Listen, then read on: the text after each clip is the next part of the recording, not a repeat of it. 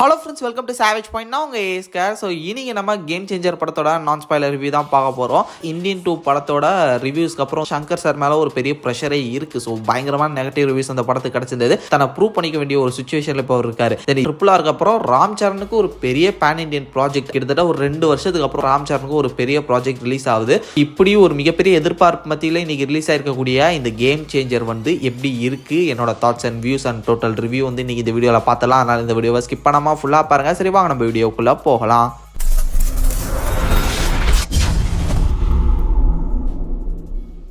First இந்த படத்தோட positive வந்து பார்த்துடலாம். பாசிட்டிவ்னு பார்க்கும்போது கண்டிப்பாக ஃபர்ஸ்ட் எடுத்தோடனே ராம் சரணை பற்றி சொல்லி ஆகணும். அவரோட ஆக்டிங், அவரோட ஸ்க்ரீன் ப்ரெசன்ஸ் அமேசிங்காக இருக்குது. அவர் வந்து டோட்டலாக அந்த படத்தில் வந்து அவரோட பார்ட்டை சூப்பராக பண்ணி கொடுத்துருக்காரு. பயங்கரமான ஒரு ஒர்க்குன்னு சொல்லலாம். இதுக்கப்புறம் சங்கர் சார் ஒரு டேரக்டர், அவரோட அந்த ஒரு வெர்ஷன் சினிமேட்டிக் வியூ வந்து பார்த்தீங்கன்னா ஓவராலாக அந்த படம் நல்லா இருக்குது. நல்லா குவாலிட்டியாகவே அவர் வந்து மேக் பண்ணியிருக்காரு. ஸோ சங்கர்னாலே வந்து பிரம்மாண்ட இயக்குனர் தான். அதுக்கு எந்த விதமான குறையும் இல்லாத சூப்பர் பக்கா அப்படின்னு சொல்லலாம். அதே மாதிரி வந்து சினிமாட்டோகிராஃபி அவரும் பூந்து விளையாண்டுருக்காரு. ஓவரால் அந்த படத்துல நிறைய சினிமேட்டிக் ஷாட்ஸ் எல்லாமே அவ்வளோ அமேசிங்காகவும் டெக்னிக்கலாகவும் சூப்பராக வந்து புஷ் பண்ணியிருக்காங்க.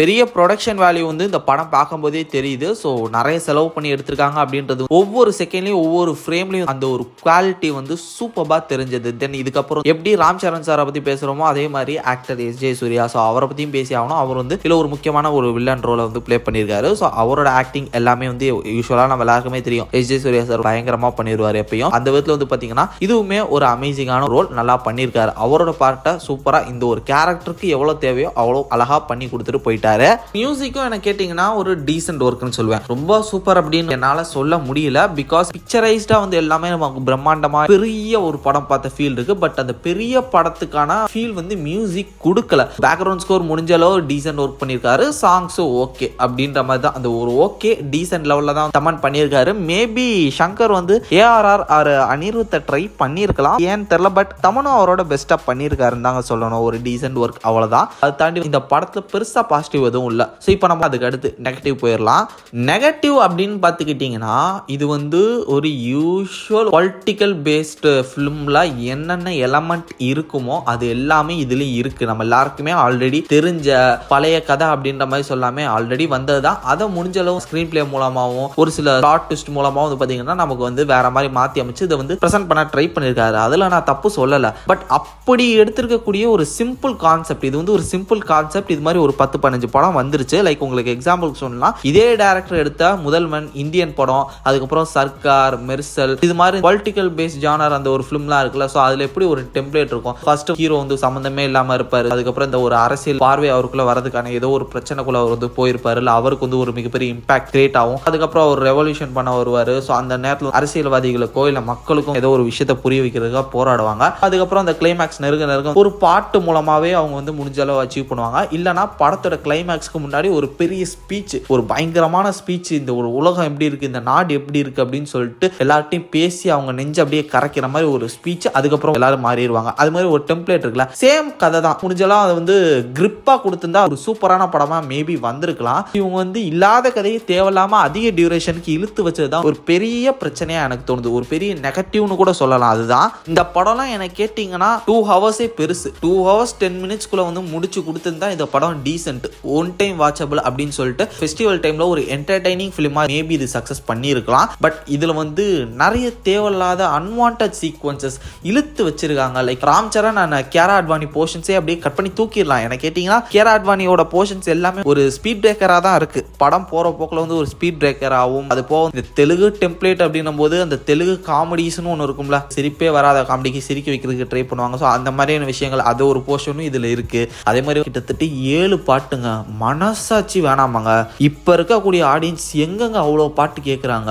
எனக்கு தெரிஞ்சு ஒரு 2-3 பாட்டையாவது வெட்டி தூக்கிக்கலாம். அது சுச்சுவேஷன் சாங் இருக்கு. கதை போற போக்கில் வர பாட்டுலாம் நான் விட்டுருங்க. கதை போயிட்டு இருக்கும்போது கதைக்கு எங்கேயோ சம்மந்தமே இல்லாத ஒரு லொக்கேஷனுக்கு, செட்டு போட்ட லொக்கேஷனுக்கு பாட்டுக்கெல்லாம் 90 கோடி ரூபாய்க்கு கோடிக்கு செலவு பண்ணி செட்டெல்லாம் போட்டிருக்காங்க. அது சங்கரால மட்டும்தான் முடியும்னு தெரியுது. ஆனா இந்த ஜென்ரேஷனுக்கு அது தேவையில்லாத வேலை அப்படின்றது வந்து சங்கர் எப்பதான் புரிஞ்சுக்குவாருன்னு தெரியல. இதுதான் அவர் வந்து இன்னும் அந்த ஒரு ஆடியன்ஸ்க்கு ஏற்ற மாதிரி இந்த ஜென்ரேஷனுக்கு ஏற்ற மாதிரி அவர் அப்கிரேட் பண்ணிக்கலன்றதுக்கான ஒரு சின்ன சின்ன ப்ராப்ளம்ஸ்லாம் இதுதான். இது அனாவசியமான செயல்ன்றதை தெரிஞ்சுக்கிட்டு பல டேரக்டர்ஸே இதை அவாய்ட் பண்ண ஆரம்பிச்சிட்டாங்க. ஸ்டில் சங்கர் இதை பண்ணிட்டு இருக்காருன்றது ஒரு பெரிய ஆபத்தா தான் இன்னுமே எனக்கு தெரியுது. நான் கேட்டீங்கன்னா ஒரு 3 பாட்டை வெட்டி தூக்கி இருக்கலாம். அதுக்கப்புறம் நான் ஆல்ரெடி சொன்ன மாதிரி அந்த ஹீரோயினோட போர்ஷனை கட் பண்ணி மொத்தமாவே தூக்கி இருக்கலாம் எனக்கு தெரிஞ்சு. இல்ல ஒரு ஃபீமேல் ரோல் நல்லா பண்ணுச்சுன்னா அது அஞ்சலி கேரக்டர் தான். ஸோ அவங்களோட ரோல் வந்து டீசெண்டா கதைக்கு ஏதோ ஒரு தொடர்பு இருந்தது. பட் இவங்களோட வந்து பாத்தீங்கன்னா கதைக்கு தேவையில்லாத சம்பந்தமா அது ஒரு தனி ட்ராக்ல போற மாதிரியான எனக்கு ஒரு ஃபீல் வந்தது. அதையும் பாட்டையும் கழிச்சிருந்தா கூட ஒரு 20-30 நிமிஷம் அதை வந்து ஷேவ் பண்ணிருக்கலாம். அப்படி பார்க்கும்போது ஒரு 2 மணி நேரம் 2 மணி நேரத்துக்கு 10 நிமிஷம் வந்து பாத்தீங்கன்னா வந்திருக்கும். என் கிரெடிட்ஸ்லாம் போக ஒரு 2 மணி நேரம் ஷார்ப்பா கிரிப்பா இதுதான் அப்படின்னு சொல்லிட்டு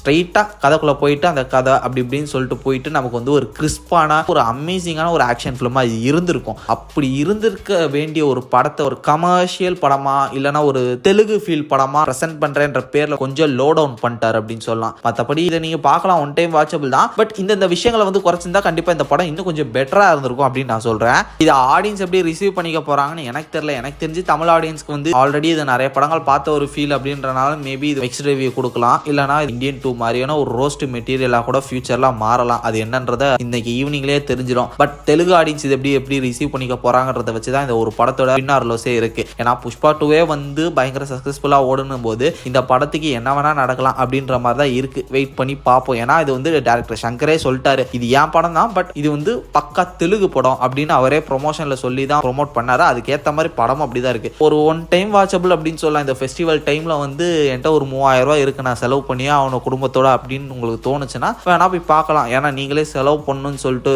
அடம் பிடிக்கிறீங்களா, அதனால நீங்க தாராளமா தியேட்டருக்கு போய் பார்க்கலாம். விஷுவலி வந்து பாத்தீங்கன்னா நல்லா ப்ரெசென்ட் பண்ணியிருப்பாங்க. டெக்னிக்கலி ஒரு ஸ்ட்ராங்கான ஃபிலிம் தான். பட் நான் ஆல்ரெடி சொன்ன மாதிரி இது மாதிரியான கொஞ்சம் சீக்வன்சஸ் ஸ்கிரீன் பிளே ட்ரீட்மெண்ட்லாம் கொடுத்திருந்தா இந்த படம் இன்னுமே ஒரு ஈவன் மோர் சூப்பர் ஃபிலிமாவே அமைஞ்சிருக்கும். இதுக்கு என்னோட ரேட்டிங் 5/2 அப்படின்னு சொல்லுவேன். ஸோ உங்களோட தாட்ஸ் அண்ட் வியூஸ், நீங்க படம் பார்த்துட்டீங்கன்னா உங்களோட வியூஸ் என்ன, உங்களோட ரிவ்யூ என்னன்றதை மறக்காம கீழே கமெண்ட் செக்ஷன்ல மென்ஷன் பண்ணுங்க. சரி ஓகே ஃப்ரெண்ட்ஸ், இதே மாதிரி தொடர்ந்து நிறைய இன்ட்ரெஸ்டிங்கான வீடியோஸ் பார்க்கறதுக்கு மறக்காம நம்ம சாவேஜ் பஞ்ச் சேனலை சப்ஸ்கிரைப் பண்ணி அந்த பெல் ஐகானை பிரஸ் பண்ணிக்கங்க. அடுத்த ஒரு இன்ட்ரெஸ்டிங்கான வீடியோலாம் நாளைக்கு உங்களுக்கு மீட் பண்றேன். அது வரைக்கும் tata bye bye, take care from A Square.